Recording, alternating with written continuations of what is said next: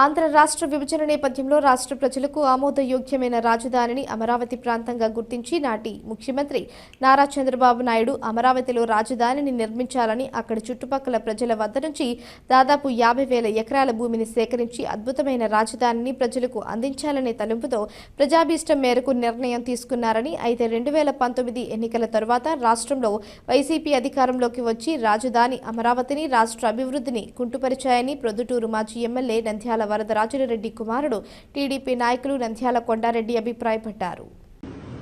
రోజు విమర్శలు ప్రతి విమర్శలు కాకుండా ఎన్నికలు సమీపిస్తున్న ఈ తరుణంలో ప్రజలు ఆలోచించాల్సిన విషయాన్ని గురించి వివిధ అంశాల మీద మాట్లాడాలి. ప్రజలు తెలుసుకొని ఎన్నికల్లో ఎలాంటి తీర్పునియాలని వారి వారి విచక్షణ ఉపయోగించి నిర్ణయించాల్సిన అవసరం ఉంది. కాబట్టి కొన్ని విషయాలను చర్చిద్దామని ఈరోజు ఒక విషయం మాట్లాడదామని చెప్పి ఈరోజు ఈ ప్రెస్ మీట్. ఈరోజు రాజధాని గురించి మాట్లాడదాం అనుకుంటున్నాం.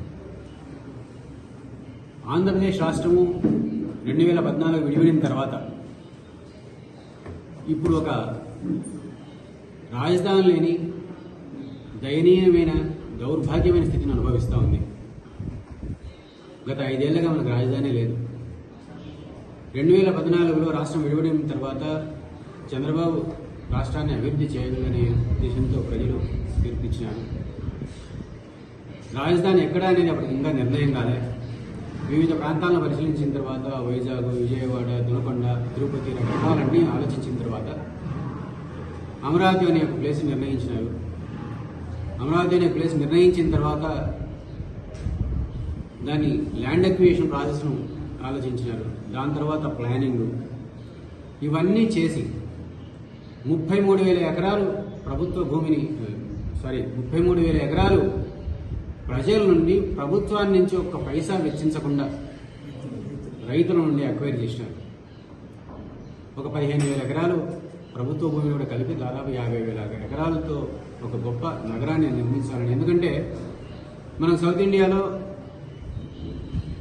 హైదరాబాదు, బెంగళూరు, కర్ణాటక బెంగళూరు, మద్రాసు, తమిళనాడుకు చెన్నై పెద్ద పెద్ద రాజధానులు ఉన్నాయి.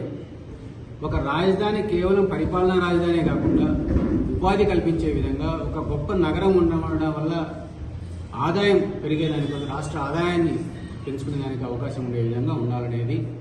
సో మనకు రాజధాని లేదు కాబట్టి అంతకంటే ఒక గొప్ప నగరాన్ని నిర్మించాలని చంద్రబాబు గారు కలలు కన్నారు.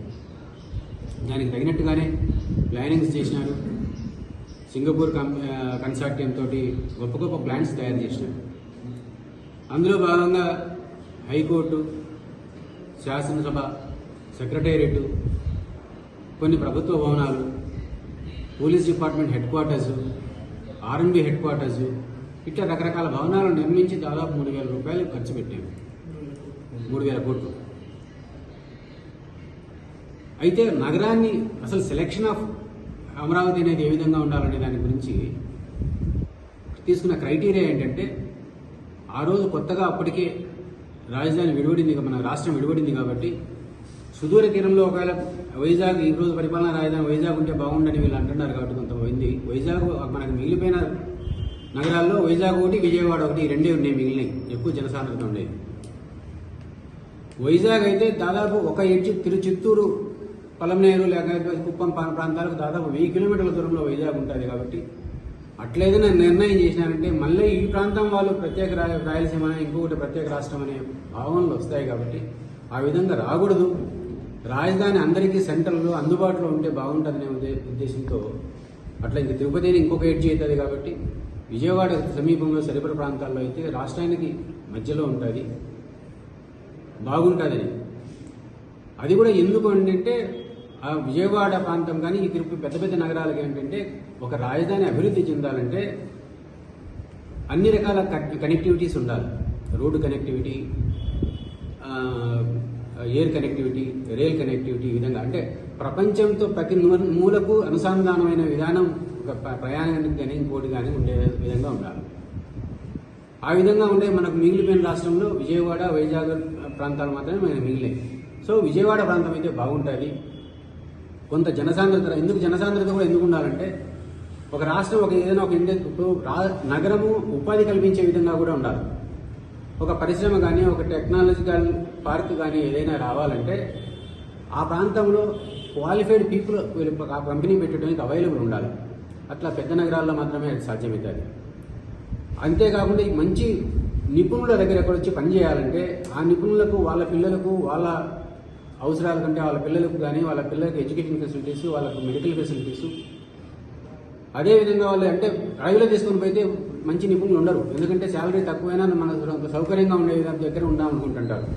కాబట్టి సాయంత్రం వాళ్ళకి కొంచెం ఎంటర్టైన్మెంట్, సినిమాలు ఇట్లా ఇది రకంగా ఉండే విధంగా అన్ని రకాల ఉంటేనే ఆ నిపుణులు ఆ ప్రాంతాలకు వస్తారు. కాబట్టి ఈ విధంగా జనసాంద్రత ఎక్కువ ఉండి ఈ సౌకర్యాలు ఉండే ఏరియాను సెలెక్ట్ చేసుకున్నారు చంద్రబాబు గారు.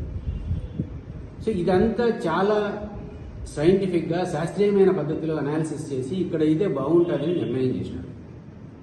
ఆ రోజు దానికి జగన్మోహన్ రెడ్డి గారు కూడా అసెంబ్లీ సాక్షిగా ఆమోదం తెలిపినారు. తర్వాత ఎన్నికల సమయంలో కూడా ఆమోదం తెలిపినారు. ఎన్నికల సమయంలో ఇదే రాజధాని ఉంటుంది, ఇదే కంటిన్యూ అవుతుంది అని చెప్పి. కానీ ఎన్నికలు అయిపోతా ఉండగానే మొట్టమొదటి ఆయన చేసిన పని ఏంటంటే ఘనకార్యం. మామూలుగా ఎవరైనా కూడా ఈ రాష్ట్రాన్ని ఎట్లా వాడైనా కూడా తుగ్లక్ సమయంలో కూడా దేశం అభివృద్ధి చెందింది. కానీ ఈ మహానుభావుడు వచ్చిన తర్వాత మొట్టమొదటి ఆయన చేసిన ఘనకార్యం అంటే ప్రజావేదికను కూలగొట్టడం. ఆ నుంచి స్టార్ట్ అయింది తిరోగమన పరిపాలన.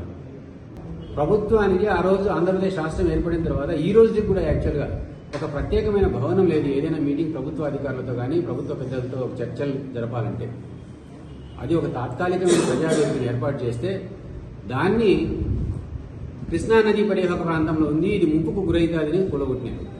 అది అంతకుముందు ఎప్పుడు మునగలే.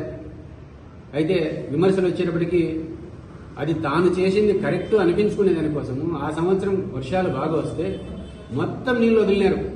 నాగార్జున సాగర్, శ్రీశైలం దాదాపు 11 రోజుల పాటు వచ్చిన నీళ్ళు వచ్చేసి వెళ్ళి ఆ ప్రాంతం మునకబోయేటట్టు చూడాలని చెప్పి విశ్వ ప్రయత్నం చేసినారు. కానీ అది మునగలే. సరే, నిజంగా అది చెప్పాలంటే ఒక పాపంతో సమానం. ఎందుకంటే నీరు అనేది ప్రకృతి ప్రసాదం. అట్లాంటి నీటిని ఒక సంవత్సర కాలం రైతులకు తాగేదానికి దొరకకుండా చేసి దానికి పూనుకొన్నాడు. ఎట్లో దేవుని దయ వల్ల మళ్ళా వర్షాలు వచ్చినాయి కాబట్టి, డ్యాములు నిండినాయి కాబట్టి ఆ కొరత ప్రజలకు తెలియలే. లేకపోతే ఆ పాపం అయితే ఆ ప్రభుత్వాన్ని అని చెప్పక తప్పదు. అదేవిధంగా కూలగొట్టడం స్టార్ట్ అయింది. అసలు అభివృద్ధి అనేది చంద్రబాబు ఈ భవనాలు ఇప్పుడు నేను చెప్పిన కోర్టు, సెక్రటేరియట్, శాసనసభ, ప్రభుత్వ బిల్డింగ్స్ ఇవన్నీ చంద్రబాబు రెంటల్ బిల్డింగ్లో ఉండి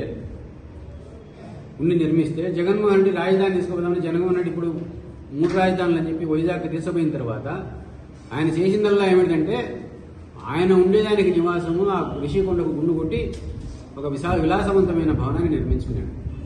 అది తప్ప రాజధాని కోసం నిజంగా ఏ ఒక్క ఇటుక పిల్లను కూడా వేయలేదు.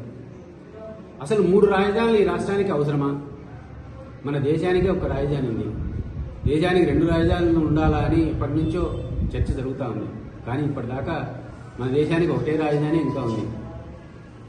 మన దేశంలో ఏ రాష్ట్రానికి 2 రాజధానులు లేవు. ఒక మహారాష్ట్రకు మాత్రం తాత్కాలికంగా ఒక శాసనసభను మాత్రం శీతాకాలంలో ఒక దగ్గర, ఎండాకాలంలో ఒక దగ్గర మాత్రం జరుపుతూ ఉన్నారు. మిగతా ప్రపంచంలో కూడా ఎక్కడా లేవు. ఏమన్నా ఒక దక్షిణాఫ్రికాలో ఒక దేశానికి 3 రాజధానులు ఉన్నాయని చెప్పి ఆ మోడల్లో నేను తెచ్చిపెడతాను, ఈ రాష్ట్రానికి తీసుకొచ్చి పెడతాను. దక్షిణాఫ్రికా వైశాల్యం ఎంత, అక్కడ వాళ్ళ పరిస్థితులు ఏమి, వాళ్ళ అవసరాలు ఏమి అని ఆలోచించాలి కదా. ఒక చిన్న రాష్ట్రానికి, విడిపోయిన రాష్ట్రానికి, ఒకటే రాష్ట్రానికి హైదరాబాద్ ఉంటే 2 భాగాలు అయిపోయిన ఒక రాష్ట్రానికి 3 రాజధానులు అవసరం. ఉత్తరప్రదేశ్ దీనంత 4 గంటల రాష్ట్రం ఉంటే ఉత్తరప్రదేశ్కు ఒకటే రాజధాని ఉంది. ఉత్తరప్రదేశ్కు ఒకటే హైకోర్టు ఉంది. బెంచ్లు ఏమైనా ఉన్నాయేమో. అంత అంటే దీనికి అందరికీ కారణం ఏమిటంటే జగన్మోహన్ రెడ్డి యొక్క ఓర్వలేనితనము, ఒక సంకుచితమైన బుద్ధి. అది ఏమిటంటే అమరావతికి నా రాజధానిగా మిగిలితే చంద్రబాబు పేరు శాశ్వతంగా చరిత్రలో నిలబడిపోతుంది, ఇది ఉండకూడదు. ఈ ఒక్క ఉద్దేశంతోనే. రెండోది, చంద్రబాబు గారి సామాజిక వర్గమే ఆ ప్రాంతంలో ఉండారు. ఈ రాష్ట్రం అభివృద్ధి చెందితే, రాజధాని అభివృద్ధి చెందితే వాళ్ళకి లబ్ధి చేకూరుతుంది అని. చంద్రబాబు సామాజిక వర్గం ఒకటే ఆడ ఉండేటట్టయితే ఆ చుట్టుపక్కల ప్రాంతాల్లో మొత్తం సీట్లన్నీ నీకే ఎందుకు వచ్చినాయి? అక్కడ కూడా ఓట్లు నీకే వేసినారు కదా. ఇంత సంకుచితంగా ఆలోచన చేసి రాష్ట్ర పురోగతికి గండి కొట్టడం అనేది చాలా బాధాకరమైన విషయం. ఇట్లాంటివన్నీ ప్రజలు గమనించాలి. కనీసం 3 రాజధానులన్నీ అసలు హైకోర్టు మన కర్నూలు రాయలసీమ ప్రాంతంలో హైకోర్టు ఓకే మంచిదే అనుకో, కానీ సౌకర్యం అయితే నాకు తెలిసి అంత సౌకర్యంగా, ఎందుకంటే రాజధాని కోసం పోయిన వాళ్ళు మామూలుగా హైకోర్టు ఒక ఆఫీసర్ని ఎప్పుడైనా పిలుస్తారు కోర్టుకు రమ్మని, అమరావతి నుంచి మళ్ళీ కర్నూలుకి రావాలన్నా, లేకపోతే వైజాగ్ నుంచి మళ్ళీ కర్నూలుకి రావాలన్నా వాళ్ళకి ఎంత టైం పడుతుంది? ఒక బెంచ్ 2 ప్రాంతాల్లో, ఏమో ఈ ప్రాంతంలో ఒక బెంచ్, ఆ ప్రాంతంలో బెంచ్ ఉంటే సౌకర్యంగా ఉంటుందేమో, కానీ పూర్తిగా కోర్టు ఒక చోట, రాజధాని ఒక చోట ఉండడం. రెండోది అంటే ఏదైనా ఒక పని నేను కూడా కోర్టుకు చాలాసార్లు హైకోర్టుకు పోయినా. నేను కోర్టుకు పని కోసం ఒక్కదాని కోసం హైదరాబాద్ పోవడం లేదు. అంతకుముందు ఏదో 4 పనులు ఉంటే ఆ పనుల కోర్టు కూడా కలుపుకొని ఆ పనులు చూసుకోవచ్చు, ఈ పనులు చూసుకోవచ్చు అని పోతాం. జనరల్గా పోయేటోళ్ళంతా అదే విధంగా ఉంటుంది. మిగతా పనులు కూడా చూసుకుంటారు, కోర్టు కూడా పోయేస్తుంటారు. కాబట్టి ఇవన్నీ చాలా తిరోగమనమైన ఆలోచనలు కేవలం ఒక జగన్మోహన్ రెడ్డి యొక్క సంకుచితమైన బుద్ధి వల్లనే ఈ విధంగా జరిగింది. ఇట్లాంటి విషయాలన్నీ ప్రజలు ఈ ఎన్నికల తరుణంలో ఆలోచన చేసి తీరా ఇంకా ఇప్పుడు ఏంటంటే, ఇది కాకుండా మళ్ళీ హైదరాబాద్ ఇప్పుడు కొత్తగా ఏంటంటే ఇక్కడ ఏమి చేయలేకపోయినాం, ఈ 10 ఏళ్ల కాలం అయిపోయి 10 ఏళ్ళు మీకు తాత్కాలిక రాజధాని హైదరాబాద్గా ఉండిండొచ్చు అని చెప్పినారు. ఉండిండొచ్చు అని తెలిపితే ఇప్పుడు మళ్ళీ హైదరాబాద్కు తీసుకుపోతే ఎట్లుంటుందని ఆలోచనతో మళ్ళీ ఒక లీక్ వదిలినారు. హైదరాబాద్ తెలంగాణ రాష్ట్రం నడిబొడ్డున ఉంది. తెలంగాణ రాష్ట్రాన్ని దాటుకుని మళ్ళీ మనం రాజధాని తాత్కాలికంగా హైదరాబాద్లో ఉండాలన్నా 10 ఏళ్ళు మనం నువ్వు 5 ఏళ్ల కాలం ఏం ప్రయత్నం కూడా చేయకుండా ఇక్కడ ఏమి మన చేతులు ఎత్తేసి కూర్చొని ఇప్పుడు కేవలం ఎలక్షన్ సందర్భంగా వచ్చేందుకు హైదరాబాద్లో మళ్ళీ మనం ఎక్స్టెన్షన్ చేసుకొని ఆడ ఉన్నామంటే ఎంత సిగ్గుమానతనం, ఎంత దౌర్భాగ్య పరిస్థితి. పరాయి పంచన బతకాలన్నా మనము మన రాజధాని. ఇవన్నీ ప్రజలు ఆలోచన చేసి ఎలక్షన్ తరుణంలో సరైన తీర్పునిచ్చి చంద్రబాబు గారిని తిరిగి అధికారంలోకి తీసుకొచ్చి రాష్ట్ర పురోభివృద్ధికి